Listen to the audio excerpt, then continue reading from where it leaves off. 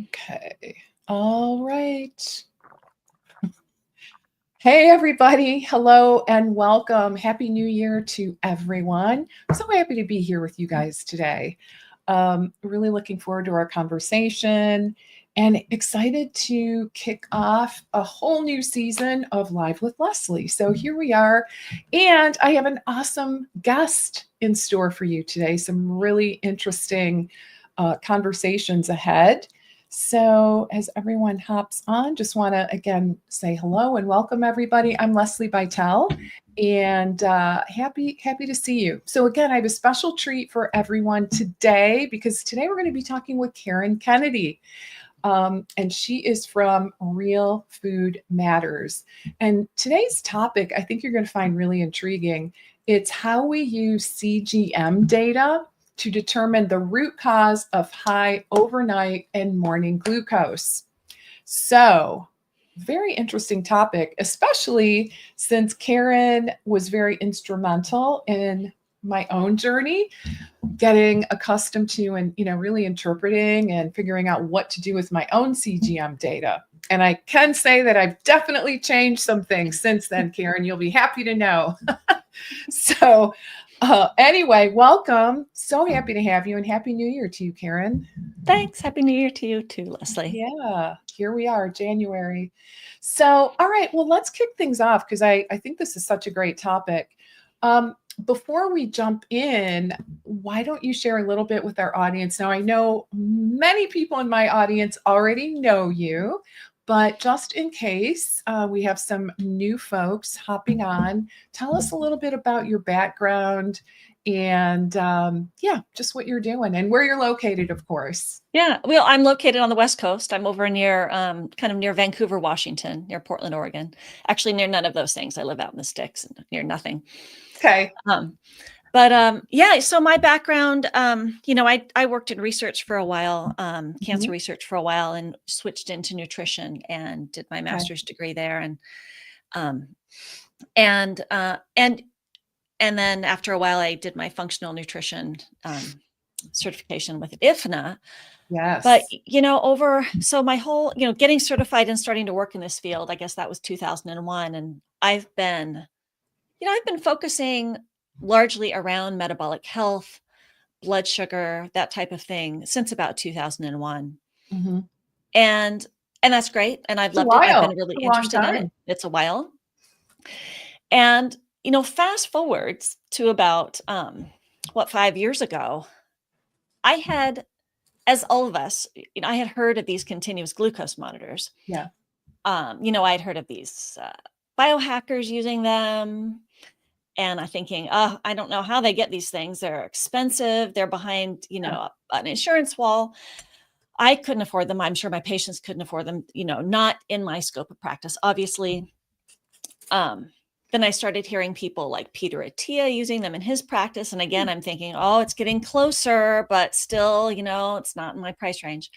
Right. And then I finally kind of figured out how I could use them consistently and affordably in my practice with my patients.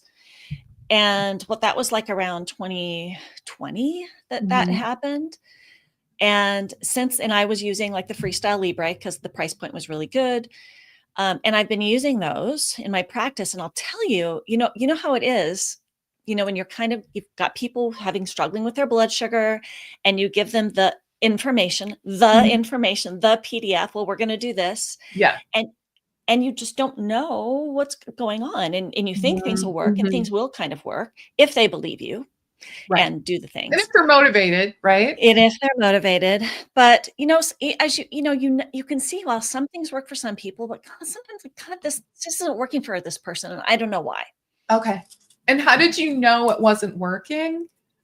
Yeah, without the CGM data. Yeah, their A1C wasn't coming down. Okay. They weren't losing weight. Okay. Their lipids weren't changing.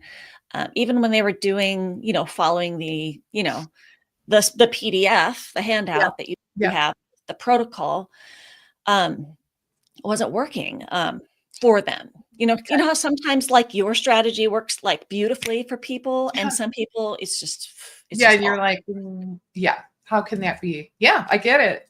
And which is why all of us kind of got interested in functional nutrition. We're like, root cause, we got to figure out, once you can, if you properly, I know we're not supposed to diagnose, but to use that terminology, without a proper diagnosis, you can't possibly fix something. You need to know Right. why, so you can go at it the right way.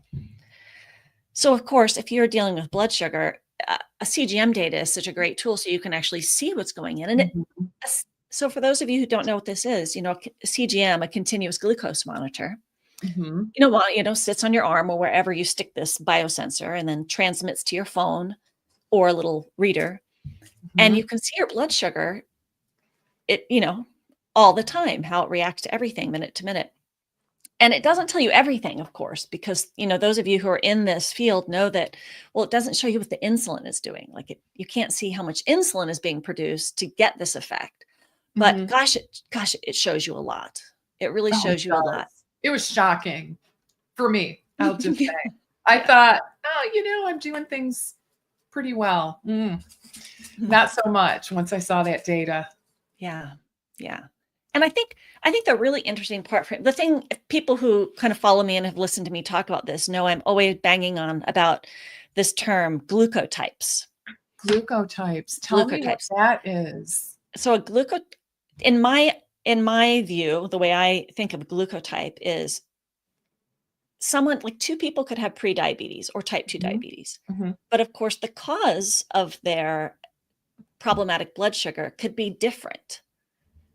And you could break that down by, in like a 2x2, you could think of a 2x2 as, do they have insulin resistance, muscle insulin resistance or not?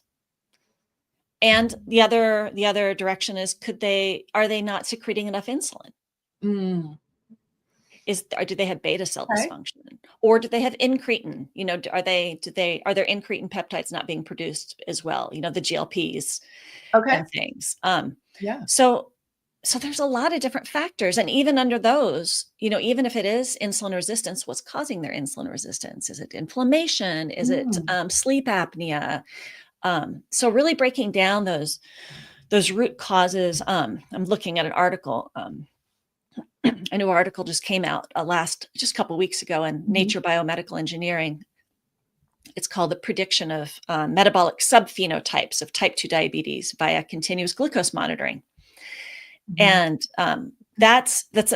and there's more of these glucotype subphenotype papers coming out, because we're able to do this, and we can do this as practitioners. It's not just done in a research lab where they can use insulin clamps and test C-peptide every 15 minutes. We can actually now infer better from the continuous glucose monitor data what the root cause is of dysglycemia. Yeah. Okay. So interesting. I love it. Can you give a little bit of background before we dig into the science? So you were looking at this since 2001, a long time ago, way, way, way before it became a thing. So you were kind of a trailblazer in this area. Just saying. Because people did not pay attention to blood sugar at all unless you were tipped over the edge into diabetes. Until you were tipped over the edge with diabetes. Yeah. So what was it that kind of inspired you? Do you remember? I guess two things inspired me. One, I follow Peter Attia's podcast, and I've been listening to that. So that's what always made me want to learn this. But what got me, and I think I might have said this before on your show, is I was sitting at the gym. I was at the gym lifting weights, and I saw an ad on Sports Center, because that's a gym. There's Sports Center everywhere. Yep. And Freestyle Libre was advertising a free trial. Here, a free trial to use our continuous glucose monitor. And I thought, because there were two hurdles. One was the prescription and the other one was the price. And I thought, I could get a free one and try one of these without a prescription. Or did you have to get a prescription back then? That's the thing. I still had to. So I stopped my work. I was on a bench, waiting between sets, and I just got on my phone. That was the end of the workout. Got on my phone, and I got on their website, and I'm like, ordered it. Bam. And then I had a coupon for a free Freestyle Libre sensor. And they said, take this to the pharmacy along with your prescription. Okay. I'm like, oh crap, it's your How am I gonna prescription get thing again. that? Yeah. But I'm fortunate that my doctor, I also work with my doctor to a certain amount, and she's a friend. So I Mhm. texted her and I said, I don't know how you feel about this, but I'd like to try one of these and maybe use it with my patients, maybe use it with your Mhm. patients. Mhm. Could you write me a prescription? How do you feel about that? And Yeah. she wrote right back and said, sure, I'd write this for Fine. anybody. This would be Okay. great. So magic, all the obstacles I thought had been there were not there. They didn't exist. I just didn't, you know how sometimes nobody tells you these things? You just have Yeah. to keep pushing buttons Yeah, yeah. until You figure it out. you figure it out. And so that was it. So I put on my sensor and I had my prescription. I got my free one. And then I went and I paid for it. And then I learned how much it actually costs. And I thought, wow, everybody says these things are so expensive. But when you get right down in and talk to your pharmacist and say, what kind of coupons do you have for Yeah. me? Can we do a deal on this? Because Wheeling and prices, dealing. I mean, I pharmaceutical love and it. drug, and medical equipment, which is what a Mhm. CGM is, the pricing is so, we won't go into the whole medical Okay. system and pricing, but it's so weird. Like if I called on the phone to my pharmacy, and I still do this, what's the cash price of a Freestyle Libre? Mhm. They would quote me for one sensor, 2 weeks. They'd always quote me at like 80 or $100. Yeah. And I have never paid more than For a $37 2-week a 2-week period? for one Yeah. 2-week sensor. Yes. And I've never paid more than $37.50 Oh my gosh. at Okay. at a Kroger pharmacy, Okay. and the same as all the other ones around me. I And don't know how that they came up varies with around the that. country. They set their own prices. Yeah. But so yeah, so when people ask and they check, they're going to get quoted these bizarre, and my patients still, they'll get quoted that price and they go into, pay, and they're like, oh, $37.50. Okay. We applied magic coupons, GoodRx, Single Care, whatever it Okay, is. that's great to know. I'd love to ask our audience, before we dig into the science, who has used a CGM either in their private practice or even on yourself? Who's experimented? Um, I was using it for quite a long time. My prescription expired, so I do find, incidentally, that I pay more attention when I have that thing on. So I'm a data Oh, person. oh I'm yeah. highly motivated by data, like over the top motivated, but Right. without it, slightly less so. But anyway, Absolutely. you know, like, a pedometer on my phone. Oh my gosh. Like I'll Oh go yeah. to the ends of the earth to hit that 10,000. You know what I mean?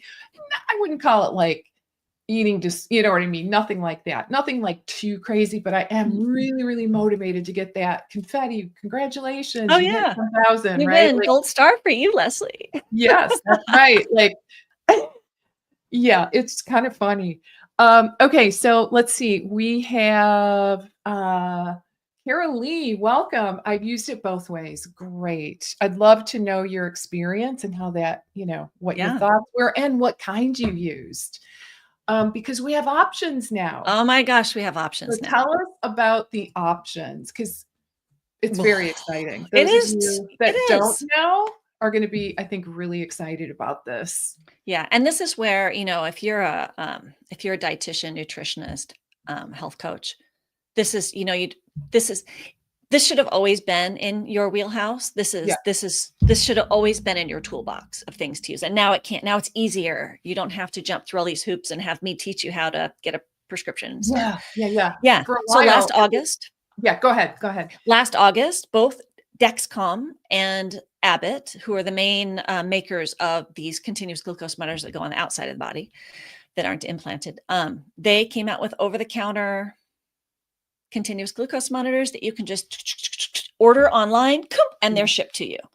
Mhm. So the price is listed on the web page. There's no Very guessing clear. on prices. Very clear. Yeah, it's really easy. So the Dexcom came out with the Stello, Mhm. and and Abbott came out with a Lingo. Okay. So, I'm gonna go on Stello.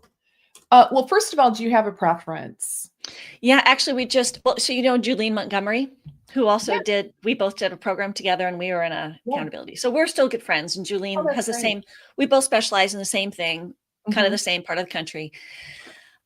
She and I got on and did a whole podcast of comparing those two Hmm. because I personally have only used the Stello because the Lingo is only available right now for for iPhones. Okay. They still haven't done that. So I there's differences between these two, and they both have strengths and weaknesses. Okay. But I use the Stello most of the time right now because last summer the Freestyle Libre had a couple of recalls, so they had a shortage. So I was telling my Oh, patients, do not, save those for people who need them for their diabetes. Just use the okay. Stello. Um, I'm recommending the Stello for providers right now Okay. because I think so. The Lingo, Abbott tells me that it's in the works. Of course, they're going to be available for Android, but they're planning on having a back end because right now, Stello is the only one where your patients can share their data with you, the Okay. provider. That's super, super important if you're Yeah. using this in your practice. Okay. So the other one, so this is Dexicom, obviously, Mhm. it says right here. So Stello and Dexicom, if I remember correctly, like that one is known to be extremely accurate. And I believe people with diabetes dose their insulin, quite effectively using a Dexcom. Is that Mhm. right? That's right. Okay. Yeah. So the good news is no prescription needed. Mhm. And so that hurdle is now officially removed. Yeah. And this Stello offers a platform for the practitioner to go in the back end and monitor levels. Yes. Yes. Okay. And did I hear you say only on an iPhone or did No, I make no. that up? Stello is available at Android and Okay. iPhones. So the important points about Stello is you can get a subscription when it makes it a little cheaper, but if you just buy a month at a time, you'll see it's about $100 per month. Okay. Yeah, see, 100 So bucks a say month. when you subscribe. Okay. Yeah, So, it's like 85 a month if you oh, I subscribe. see. And Okay. yeah. Oops. But so figure 100 bucks a month. They partner with Amazon for shipping. So this stuff, I sometimes get one overnight. So you'll get it within 1 to 3 days, Okay. unless you, of course, live in Alaska or Hawaii and you have the usual shipping nonsense. And the thing about the Stello app itself is really basic, Okay. which makes it super user friendly. It's easy to get on because it doesn't have a lot of bells and whistles. It's Mhm. just really simple. Um, you can log your food. You can log in there, like add a Right. note. But the downside or the good or the bad side, you can't see like the day before. You can't go back and say, how did things look Oh, yesterday? There's no big interesting. analysis on there. Okay. Hmm. But I think and also they keep updating this app. Mhm. They don't need to do this. I think they decided they didn't need to do this, and they kept the app itself really simple because all Dexcom CGMs pair with Dexcom Clarity. Mhm. And Clarity is you can use that on the desktop or your phone, but as a practitioner, you get a Clarity account. And that your patients can share all their Stello data with you. You can see everything they've logged from the beginning of time and, share it on a Zoom call and go over their data with them. So it makes a great free practitioner dashboard. Okay. Fabulous. Yeah. Okay. So that sounds great. And, what was the other one that's now prescription free, but is Lingo. not okay, Lingo. All right. Yeah, So Abbott Lingo. And so that's actually a really nice one for people who it has more features, it has more interpretation, you can do more okay, in the app. Um, but so you'd have to have an iPhone okay, and you wouldn't be sharing that with your practitioner. okay, But it's nice for if someone who's DIY and they don't want to share it with somebody, that's actually a really nice okay, platform. okay. It's really Great. robust. Good to know. All right. So we got a couple good options now, guys, which is great. So let's kind of dig in to really the gist of our topic today. Yeah. Um, and that is looking at, nighttime blood sugars Yeah. and Yeah. and early morning. Mhm. because you would think logically that, you're not eating, that you would get potentially a significant dip in Yeah. blood sugar. But Karen and I were just chatting before we hit that live button, and Karen was sharing that actually she is seeing spikes, Mm. Yeah, some a lot of spikes. people So do. tell us about that. Yeah, well, and in whole on the topic of trying to find the root cause of people's blood sugar issues, and I see this a lot. People asking, I follow a lot of user groups. That's Mhm, how I learn. I'll find out what people are asking, what people are having trouble with by mhm. following user groups of these things. And a lot of people just ignore their overnight blood sugar. Their users Okay. do. They just ignore it. They want to see, how does this meal work? And they just see what the meals impact. Right. Um, but as a practitioner, actually the first thing I look at and the first thing I start talking to my patient about is the overnight. Okay. That's because you can learn so much about, if the overnight blood sugar looks fantastic, then you can just check it off. But you've got to know what good blood sugar looks like overnight. And then if it doesn't look like that, that's when you start having to get curious.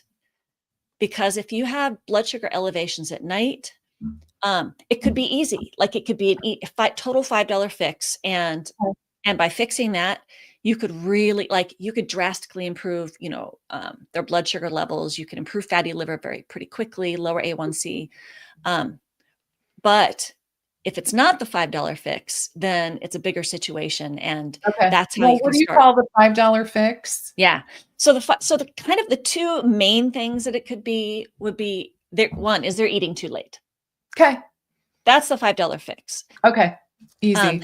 yeah, it's they're eating too late. So often you'll see, glucose data. Um, I always like to tell my patients, you need to get your glucose levels back down to baseline, back down to a healthy fasting level by the time you go to bed. Ah, okay. Interesting. And Before you actually hit the Mhm. pillow. and then that will usually improve your glucose levels overnight. That's the Okay. easy one and done, easy. And it's easy to say, of course, but in order to get your patients to get their blood sugar levels back down to a healthy fasting level by their bedtime, so by 10 p.m., Mhm.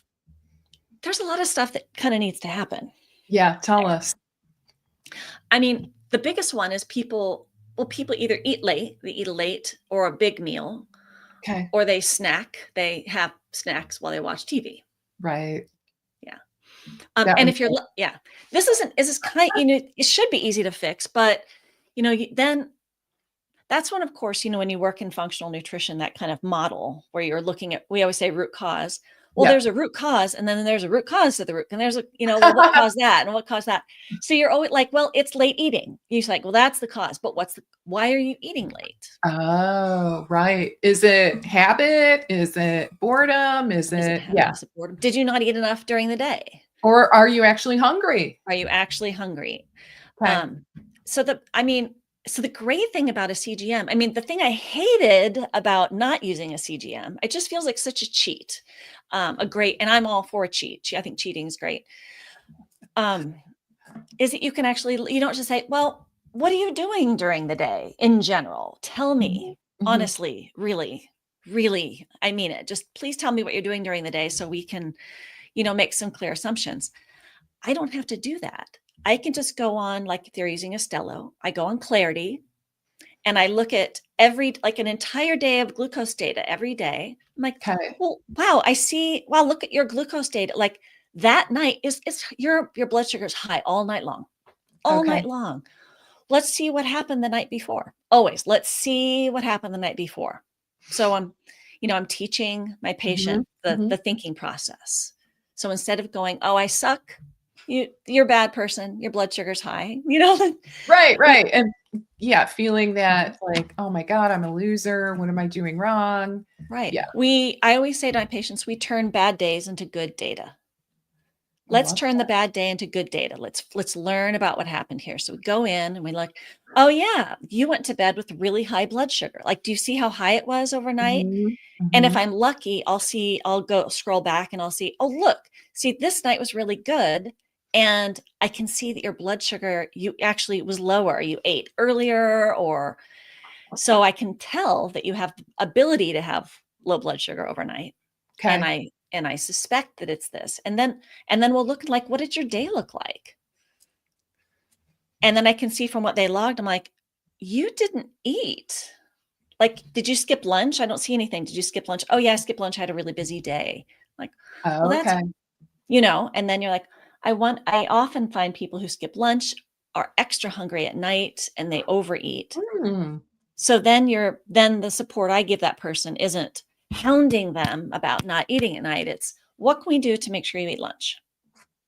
I love that. What Yeah. can we, So yeah, it instead of like removing something, you're actually adding you're something. adding, which is what we always want to do. Yeah. We don't want to be the bad guy. Right. We want to add. Let's feed Yeah. you and give your body what you need, instead of being so punitive and saying no food after 7. So I remember, and you may or may not recall this, when you were looking at my data, and there was a Friday night where things weren't looking good. And you asked me Leslie some of has a these social life. questions. Yeah, I had Mexican the night before. Mhm, So, yeah, clearly that was not a great fit. mhm, Why would that be? So, obviously, it can be eating late, it can, there's a lot of root causes. mhm. I think for me, in my experience, it was probably what I was eating for dinner That too. that night, right? That too. Yeah. And so always looking at the components of that meal. Um, Mhm, the easy one is just pulling that meal back. That's I say easy, but of course it's not easy. And the other one mhm, is, yeah, it's um, you know, of course, if you're eating well 6 nights mhm, a week and you go out to your favorite Mexican place on Friday night, mhm.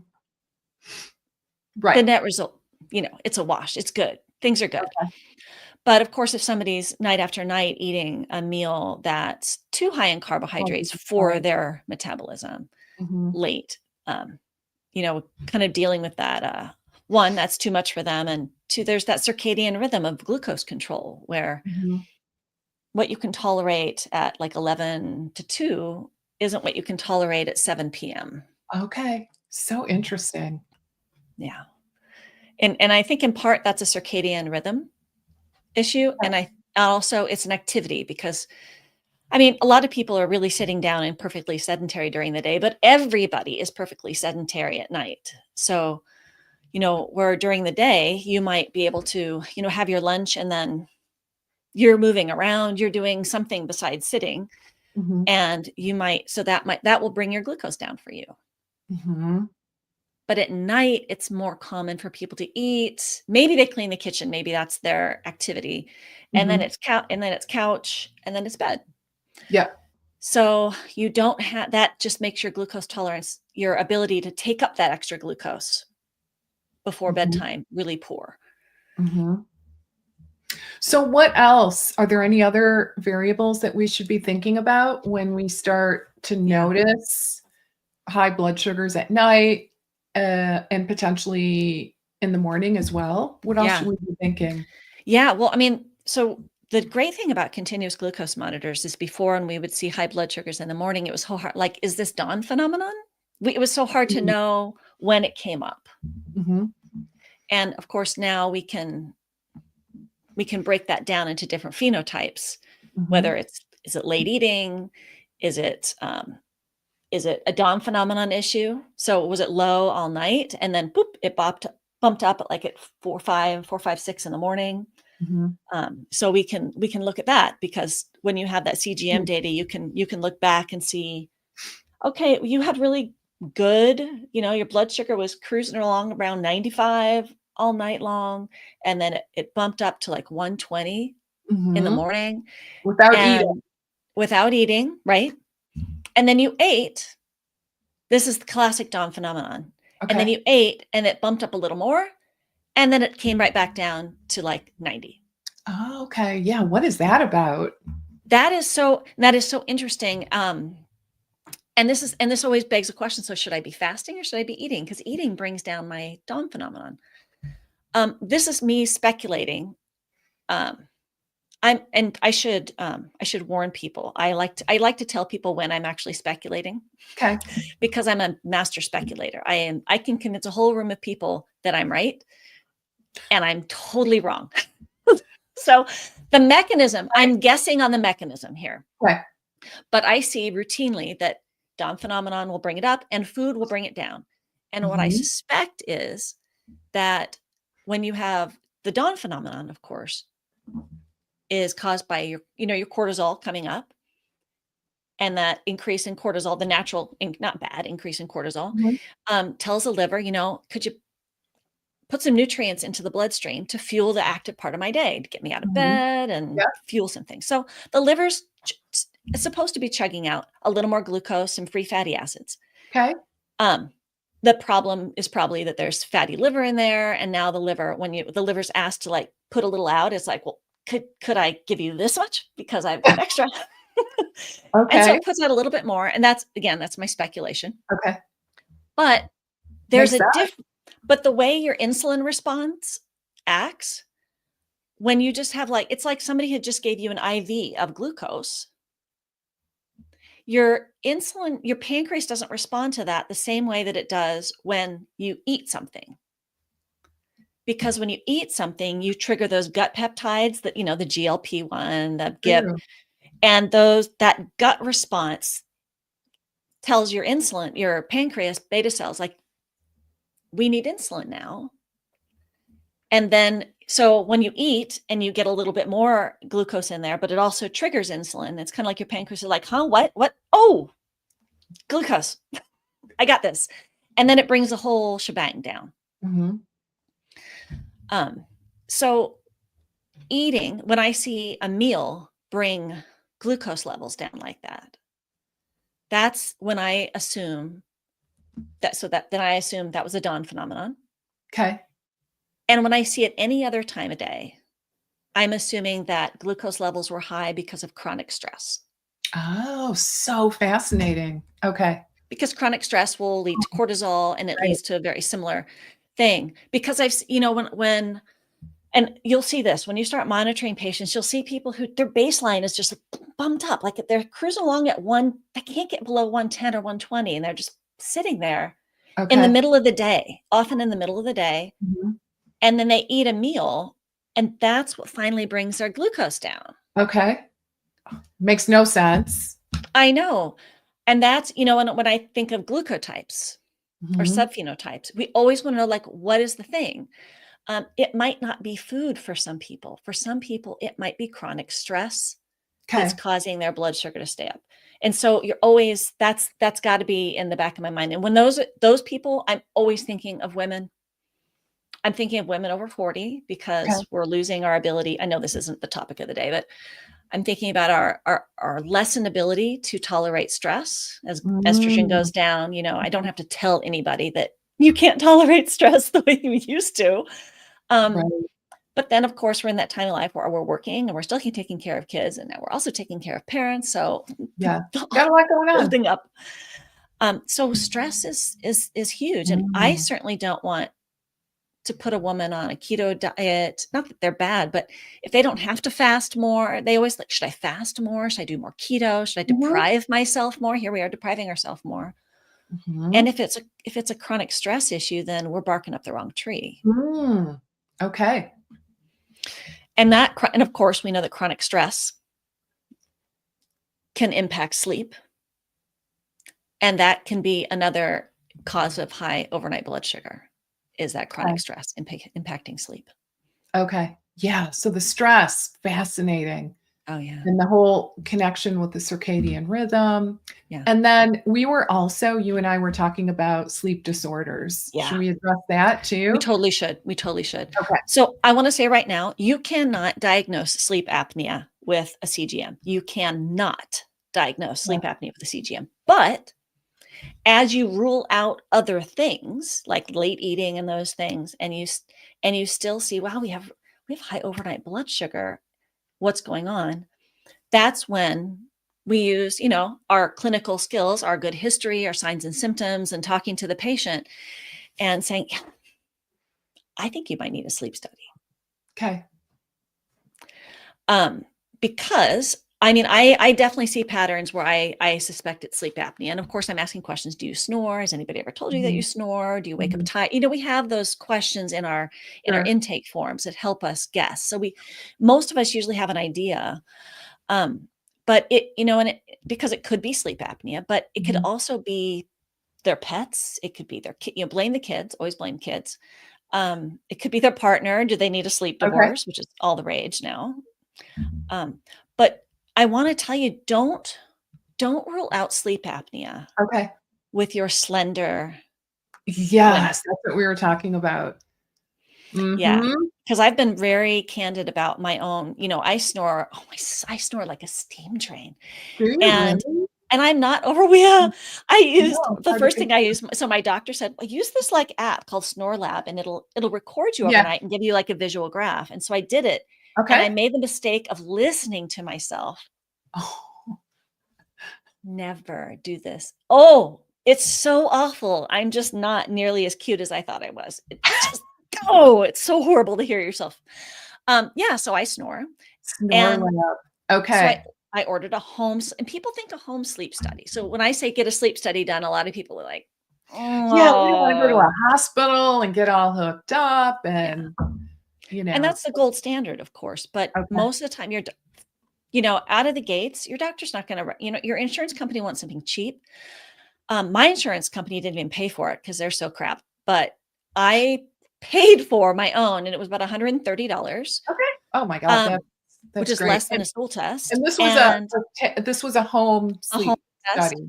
The box came to my house. I have a whole Mhm. YouTube video on it because I thought, "Oh, Okay. people need to see this." Yeah, and it came with a little cannula, thing that just detected, in your nose, Mhm. around my ears, and then it all like I had this box in front of me, and I plugged the cannula so it detected my breathing. Mhm. And then I also had a pulse oximeter on my finger, 'Kay. and then that thing it all plugged into a little box on my chest, and I slept with it for 2 nights. And if you're thinking, "Oh, that'll disturb my sleep," I am such a princess with my sleep. I mean, I it wasn't a big ask. It like Okay. it bugged me a little at the beginning because I thought it would be a problem. And Yeah, if you think something's gonna be a problem, it'll sure. keep you up all night. Yep. It I was like fine. that they're measuring it for 2 nights. Yeah, 2 I think nights. that's really smart because if you get a sleep study, it Mhm. it really is just 1 night in and Yeah. out. Yeah. So I think And then that's they really give you a consultation. Like they okay. called me and I asked all sorts of questions. Okay. It was super handy. So What was don't the be name of afraid. the app? I did sleep.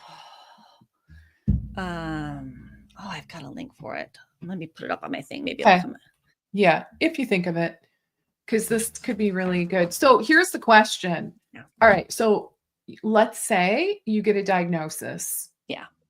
Is that diagnosis legit to take and get a CPAP or Yes. whatever treat oh, it It's is? Okay. legit to go and get a CPAP Okay. or we were talking about a Yeah, yeah, dental the dental appliance. appliance. Mhm. And so I talked to my Okay. doctor about this, I'll just shout, my doctor's great. Um, this sleep study I did apparently didn't break it down, but some will give you a good idea if you're a good candidate for the dental appliance. 'Kay. And some won't give you that information. But yeah, because your insurance can cover the dental appliance, but you have to have the Yeah, you do. diagnosis from this home sleep study. Will give you the 'Kay. diagnosis, and then you take that in. And then it gives you you can get then insurance coverage for your That's CPAP. amazing. Yeah, Why go to a sleep lab why go to a sleep where lab? you're in a different bed, it's I've done it before. It's really Mhm. not fun, Yeah. and it's very disruptive in of itself. Mhm. So, I think that's great for 130 bucks if you suspect. Yeah. Yeah, and what we were talking about is just because someone is fit and Mhm. relatively thin and a female does not rule out sleep apnea Yeah. and other, sleep disorders. Yeah. So Yeah, and we've definitely gotta tell them look that in because some people will be, like, appalled that you suggested they have sleep apnea, and you're like, oh, "No." no, it's a thing for sure. Yeah, I had that well, I had a diagnosis many years ago, sleep hypopnea, Mhm. which is kind of a weird So I didn't like stop breathing and then, do all that. But I what it meant for me was I was taking shallow breaths, so not fully oxygenating. But I don't know, kind of a long story. I did get a sleep or a mouth guard, and I was Mhm. telling Karen, unfortunately, my dog got a hold of it and chewed it up, and that was kind of the end of that. But interestingly, I did do a follow-up sleep study Mhm. with the dental appliance, and it worked phenomenally well for me. Okay. It was really good. And So, did yeah, your study actually recommend did your study say, "Based on this, we recommend this thing," or did you no, it just did decide, not. I just was like, yeah, not do I mean, nothing against it, but I just a lot of people have trouble with wasn't their I CPAPs. wasn't super into Mhm. that idea, so I just thought plus I'm a grinder, so I thought, Yeah. "Oh, we can kinda kill 2 birds with 1 stone," so to Right. speak.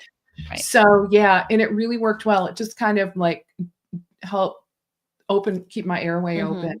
Mhm. And I Mhm. was telling Karen, not to get off on a complete utter tangent, but I was like, "Okay, what is the root cause of Mm. this?" Well, it's probably a weakening of these muscles, right? A Yeah. collapse of I don't know, the throat muscles. So I got a didgeridoo. Now I can't say so yeah, so we do own a didgeridoo. I can't say You need yeah. to go to didgeridoo camp. Yeah, I need to learn how to really play it, but yeah. Yeah. Anyway, so that is thought to strengthen those muscles, Mhm. which is kind of funny. All right, let's talk a little bit about low blood sugars Oh, because I yeah. gotta tell you, when I had that CGM on, that flipping alarm was going on like on the regular.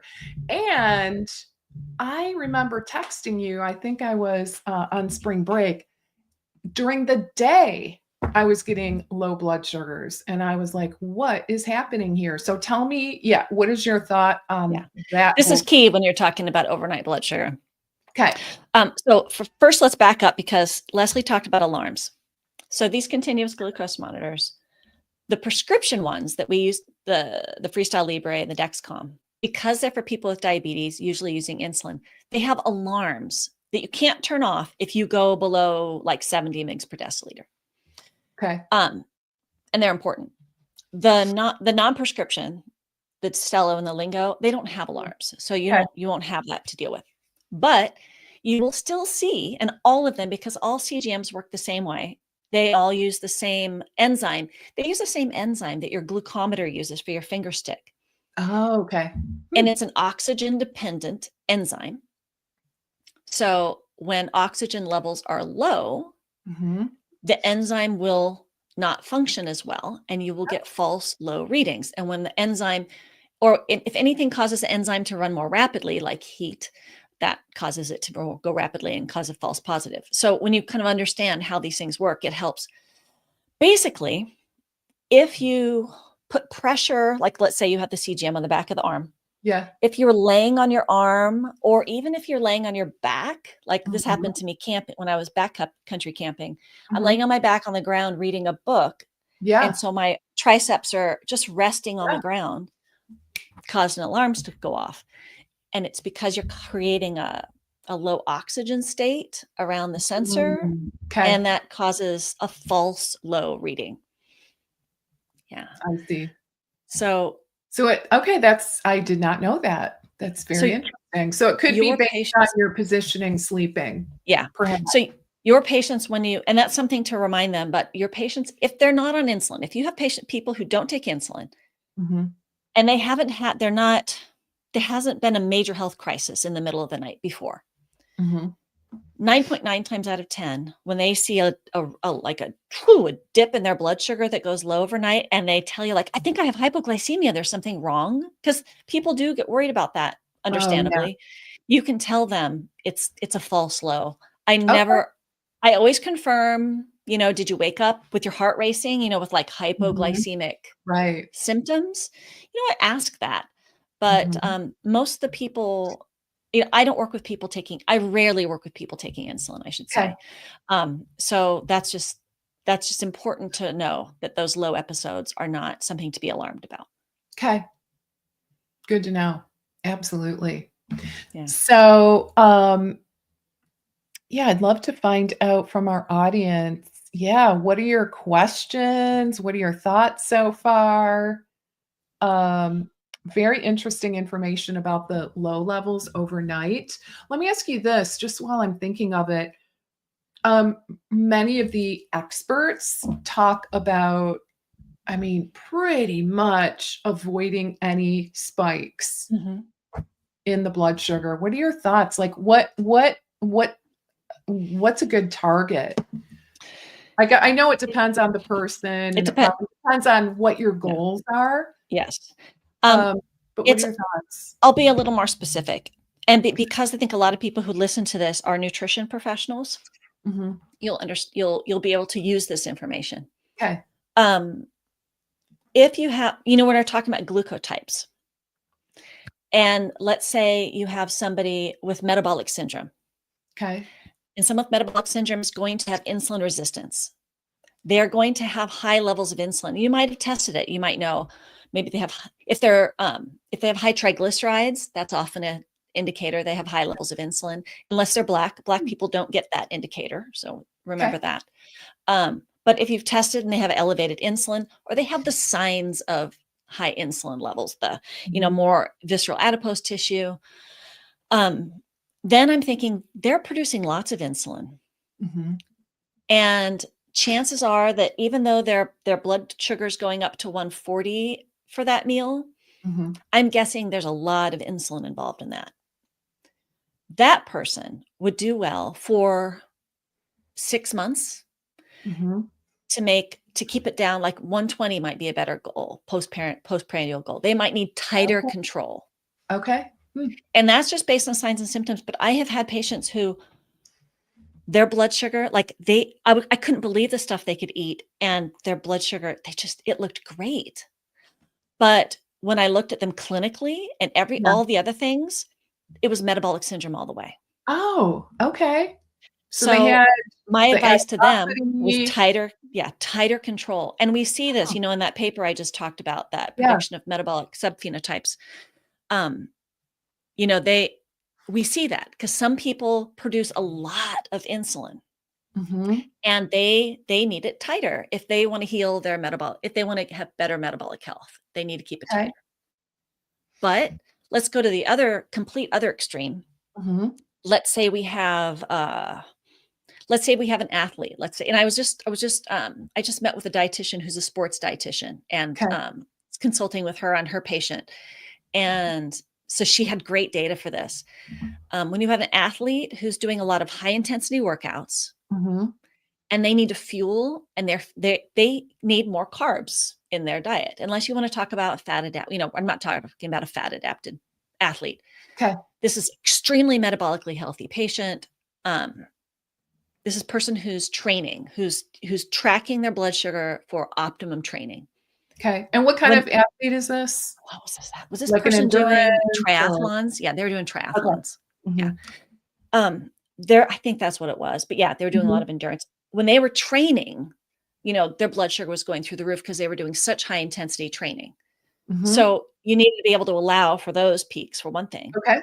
When they were fueling before and after workouts, they were putting carbs in there, and their blood sugar was going up to 180 Mm. in order to get those carbs in there, but it was going up to 180, coming right down, and then they were Okay. training hard. Okay. So that's a complete other extreme. Just Interesting. people like me working out, that's not me. That's not the Okay. case. But someone really training for competition, you need to allow for those periods where they're fueling for their blood sugar to go up and come down. I can Okay. guarantee you their insulin levels are low. You'd know it from Okay. their other metrics. You would look at fasting insulin Right. I would look at fasting to make insulin. that I would look at mm, the signs of metabolic syndrome. Waist circumference, 'kay. VAT. If you can get a DEXA or an in-body, look at their VAT, fasting insulin, triglyceride levels. I like triglyceride levels well under 120, ideally under 100. Yeah. But the cutoff is usually 150 for Yeah, diagnosis. yeah. Mhm. Oh, Um, that's good. Yeah. yeah. So Mhm. that's where it differs. Also, and here's the phenotype that I'm really interested in, that I'm work with more and more, Mhm. is people over 50. Let's just talk about women 'Kay. postmenopause. You get a woman who has no signs of metabolic syndrome. Mhm. Um, she has an idea, good healthy body weight, no insulin resistance, insulin is low. Um, Mhm. but when you look at her CGM data, really spiky. She reacts Okay. to all sorts of things, and she's in the pre-diabetes range now, just in it, like under 6, but maybe she's 5'7", 5'9", maybe she's Okay, 6. the A1C. Yeah, her A1C, Mhm. sorry. That, when you think about that glucotype, Yeah. she's not insulin resistant. She doesn't have high insulin. In fact, what you're seeing is she's underproduced. She has less available insulin. Yep. So she doesn't have diabetes. Like, it's not her insulin. Her pancreas hasn't packed it in. Okay. But what you see in some of the research is either sometimes it's late. Like, you see insulin isn't just popping right up. It's like, Mhm. boop, then it bumps up. And because Mhm. insulin comes up later, then your blood glucose levels get ahead of it. And so it Yeah. comes up, but it comes down. Yeah, mine does that, Yeah. So and you mine see comes this. crashing down, Mhm. Yeah. right? And so Like sometimes it's late. Sometimes you get this late because you're lacking what I've heard in the literature called the first phase insulin goes down. mhm. Yep. Some people lose that with age. That can be genetic. Okay. And some people, when they're older, their liver takes up more insulin. This is something weird that I didn't know until a while back. Your pancreas produces insulin, Mhm. and then before it gets out and sees the light of day, your liver just like clears like half of it, Mm. just gets rid of it. Hmm. So some people, your liver over clears it. 'Kay. And that can be why some people have less insulin availability, is their insulin just their Oh, liver, you have more hepatic clearance, and so you have less okay. available So would insulin. And that be that's why. related I was Hmm? gonna just, like, is that related to, like, maybe phase 2 detoxification? No, No? I don't Okay, know. I have been okay. looking in the What if you're literature a for it. slow detoxifier like I know I am? No idea. It's a Okay, good question, and those are the questions I've been looking for in the literature. If anybody listening knows and has a paper on this, I would love to see it, that'd be because great. I've spent time on PubMed. Um, Hmm. they've just shown that, because that's like, you measure C-peptide and insulin, Yeah, and C-peptide is high and insulin is variable, and it's variable because different people's livers clear different amounts of insulin. 'kay. So So you would think that would be a very healthy liver. They're, who just, knows? I guess, logically, Yeah, like, on it, right? yeah, they're on it. Yes, it is bringing its A game to this whole thing. Mhm. Hmm. Yeah, so one person's pre-diabetes is not another person's Okay. pre-diabetes, and Gosh, approaching everybody with complicated. fasting. Look, it's all going to require a different approach, Mhm. and that's why, as you start using these CGMs and you learn how to, the only way to learn how to interpret them is just to start doing it. Okay. I do these monthly webinars on learning how to interpret them. Yeah, tell us about that so that When anyone that wants to Yeah, learn unlike more yeah, tell on us. the second or third Fridays, whatever, like tomorrow, I've got one. Okay. Fridays at noon Pacific. I've been trying to pick a topic that people are interested in and do some Mhm. interpretation. And I pull update, like, we look Mm, at data, actual okay. data, to talk about different things. Mhm. And so people can see some. And when I run group programs, I'll run a group program with like 10, 12 people. Mhm. I'll let providers like sign up for that as a discount, so they can just sort of be a fly on the wall and see data and see how Mm. that works. Because otherwise, there's no way to learn that other than just starting to have patients, talk to them, look at their data, Mhm. and there's nothing wrong with doing it that way. Like, that's how I Mhm. did it. Mhm. Um, but yeah, there's nothing wrong with doing it that way, and just play as Yeah.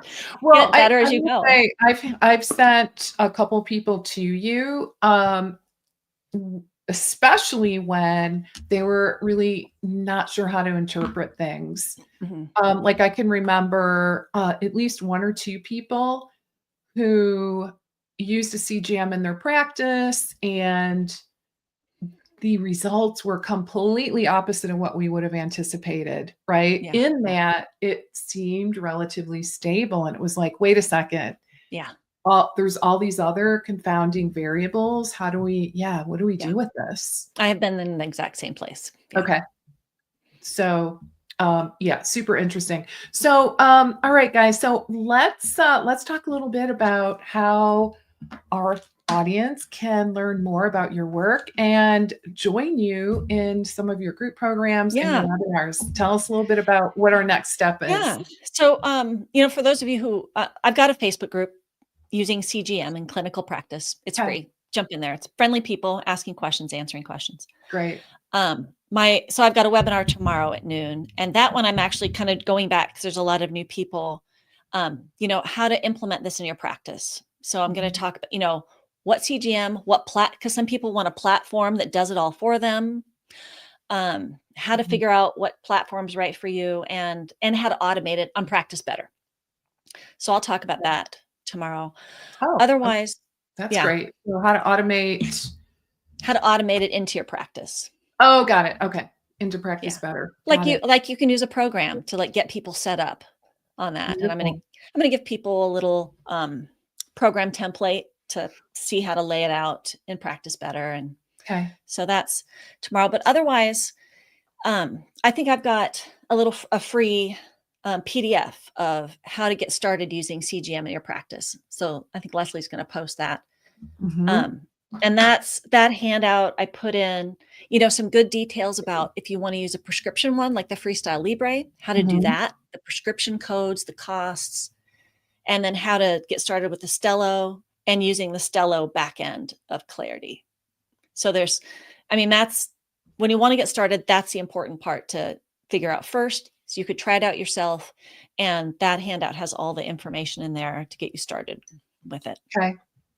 So I'm going to post your website, hackyourbloodsugar.com. And for practitioners, are they going to be able to find what they need? Yeah, I Yeah. hope. Up at the top, it'll say CGM providers, and Okay, there's a good. whole CGM provider page that has resources for providers. There's, white labeled like client handouts. So you can Okay. just grab Great. those templates off Canva, put Hmm, your brand on them, give them to your patients, and that gets beautiful. everything set up. Yeah. And also, can they sign up for the webinar? Yeah. They can sign up for the Okay, webinar. beautiful. Yeah, and you've got the So Facebook group. Tell me what that is again, the name. using CGM in clinical practice. CGM in clinical practice. Okay, We're a friendly group. a group. All right, so it's not And I try exactly to the post link. updates there. Like when there's tech updates from the companies, that's where I try to put little updates in there about that. So using CGM in clinical practice. Yeah, I Mhm. don't think I'm part of that group. I'm going to sign up myself. Okay. Yeah, good stuff. Karen, time flies, It's so good to talk to you. especially when this is such a great topic. Yeah. Love, love, love this topic. And I can tell that we definitely struck a nerve today because we got lots of people. Thank you guys for joining. Lots of people here learning with us. So, really appreciate your willingness to share your expertise on this and your evolution as well. Just that continued learning on your part based on lots of experience. So, Yeah. thank you.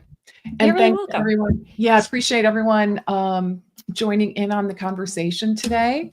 I hope your January is off to a good start. Just wanted to, acknowledge everything going on the West Coast. Thoughts and prayers are with you if you're impacted by the horrors out there. So, yeah, can't, don't even know what else I could possibly say in that situation except that we're thinking of you. All right, guys. So, thanks for joining. Hope you got a ton of value. Thank you, Karen. Appreciate your time. And I'll look forward to seeing everybody same time, same place next week. All right. Bye for now. And make sure you go to hackyourbloodsugar.com. And I would take advantage of some of these amazing resources that Karen is talking about and join her tomorrow on our webinar. All right. Okay, guys, take care. Bye for now.